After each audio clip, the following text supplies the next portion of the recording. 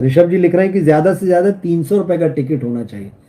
मुझे लगता है शायद ये छोटे सेंटर्स में भी शायद ये मिनिमम टिकट हो, ये हो सकता है, क्योंकि जिस तरह से क्रेज़ है। और देखिए, एक बात तो बहुत साफ है कि जो भी सिनेमा बनाते हैं, कोई दान खाता धर्म खाता नहीं चला रहा है, पूरा बिजनेस है, पैसा कमाना है, क्योंकि उसी अल्टीमेट वही है, उसके अलावा और कोई वजह नहीं है सिनेमा बनाने की।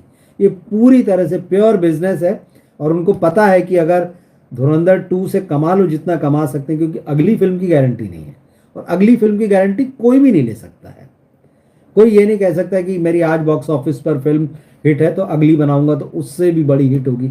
ये धुरंधर का सीक्वल है, पार्ट 2 है, तो लोग देखना चाहते हैं। पार्ट 1 जिस तरह से लोगों ने उसको बहुत प्यार दिया, एक्सेप्ट किया, तो स्वाभाविक है तो इस मौके का फ़ायदा उठाया जाएगा। क्योंकि आप ये सोचिए कि धुरंधर आप एकदम शुरू से याद कीजिए, आप शुरू से याद करेंगे तो आपको पता चलेगा कि धुरंधर पहले एक ही फिल्म के रूप में बनी थी, फिर बनते बनते जो है इसका बजट जो है ओवर बजट होने लगा। खबरें, एक तो रणवीर सिंह बहुत मतलब इस फिल्म को लेके बहुत एक्साइटेड थे, आदित्य धर भी। जियो जब इनके साथ फिल्म बनाने के लिए आया तो उसने जो बजट दिया था वो ख़त्म हो गया, ये जो खबरें आती रही।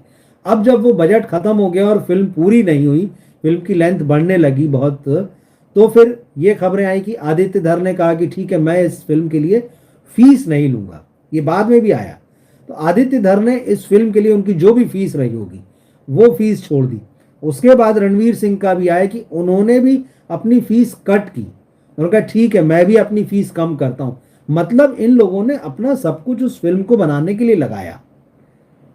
तो ये जो चीज़ है कि भाई फिल्म को जब आप शुरू से देखेंगे तो इसकी जर्नी जो है पीछे जाती है, तो जब बनाई गई तो सबने अपना लगाया उसमें।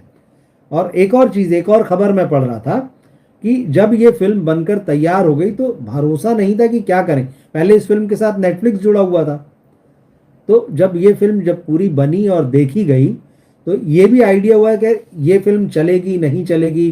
तो नेटफ्लिक्स, क्योंकि अब उनका अपना बिजनेस माइंड है, तो वहाँ से ये आइडिया आया कि ये चूंकि फिल्म बहुत लंबी बन गई है, मतलब लगभग 4 घंटे प्लस जैसा हो रहा है, 4 घंटे 5 घंटे का मामला हो रहा है। क्योंकि अब आप दोनों फिल्मों को जोड़ लीजिए, धुरंधर जो पहली फिल्म थी वो भी 3 आवर प्लस थी, और ये तो 4 क्या मतलब ये 7 घंटे के आसपास का सिनेमा। तो ये आइडिया दिया गया था कि इसको वेब सीरीज में बदल दिया जाए। सोचिए, धुरंधर को वेब सीरीज में बदलने का भी आइडिया था कि यार ये 6 घंटे प्लस की फिल्म बन गई है, अब इसका क्या करें। फिर बाद में ये आया कि इसको 2 पार्ट में करते हैं।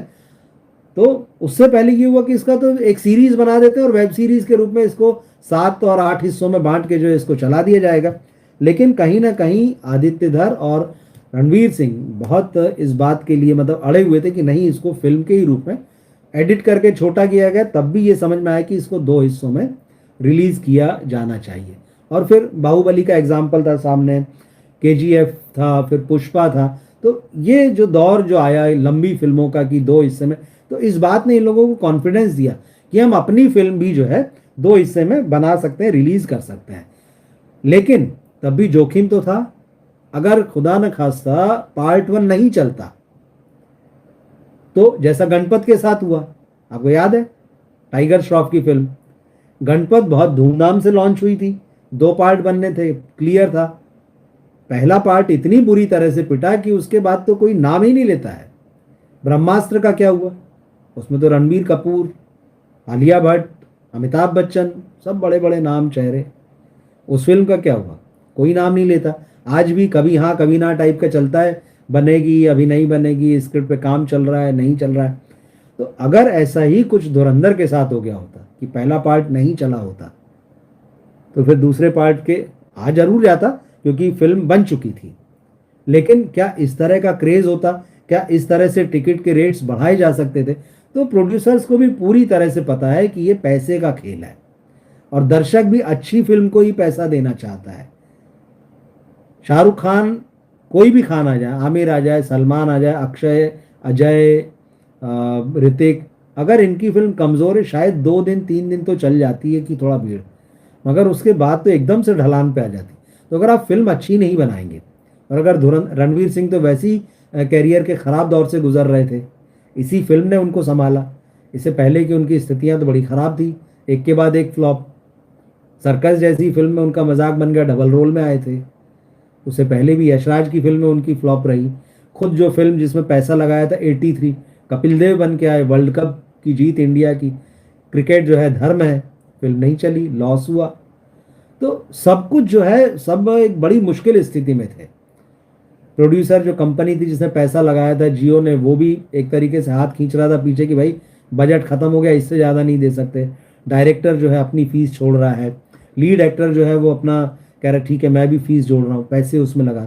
अब कुल मिला के प्योर बिजनेस है। तो जब इतना रिस्क था और अगर वो रिस्क काम नहीं करता तो घाटा ही घाटा हो, तो नुकसान ही, वो भरपाई तो कोई करता नहीं। तो अब ये पैसा कमाने का मौका आया है, तो निश्चित रूप से वो पैसा कमाएंगे। अब ये बात सही है कि ज़्यादा है, इसके लिए कोई कुछ नहीं कर सकता। हालांकि एक चॉइस हमारे हाथ में है कि हम फिल्म नहीं देखेंगे, यही बेस्ट हो सकता है। किसी भी वजह से भाई हमारा पॉकेट नहीं अलाउ कर रहा है, हम अगर 4 लोगों की फैमिली हैं तो 500-600 रुपए का टिकट हम नहीं अफोर्ड कर सकते, तो फिर हम क्या करेंगे? हम वेट करेंगे, चलिए OTT पर आएगी तब देखेंगे, ज़्यादा से ज़्यादा यही हो सकता है, टीवी पे आएगी तब देखेंगे। तो प्योर बिजनेस है, इसको हम लोग बहुत इमोशनली देखते हैं जो ऑडियंस होती है। इसीलिए जो फैन बेस भी जो तैयार, जैसे सिनेमा एनालिसिस जी भी बहुत जुड़े हुए हैं इस फिल्म से, और पहले दिन से कह रहे हैं कि भाई टॉक्सिक तो फ्लॉप हो जाएगी, टीजर आने के पहले से वो कह रहे थे।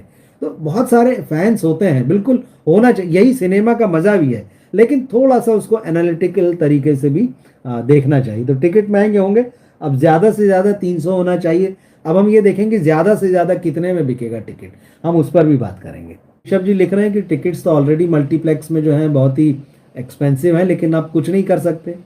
अगर आपको फिल्म देखना है, नॉर्मल डेज में भी महंगे लगते हैं, पर सोचिए ना, बात यह है कि भाई धुरंधर 2 के टिकट महंगे होंगे, 10% से 25% तक उनकी अगर प्राइस बढ़ा भी दी जाएगी तब भी लोग देखने जाएंगे ना।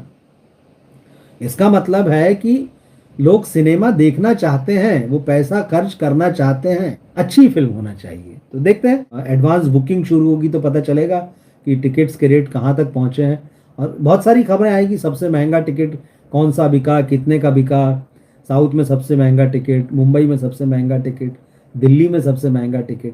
हम देखेंगे इन चीज़ों को।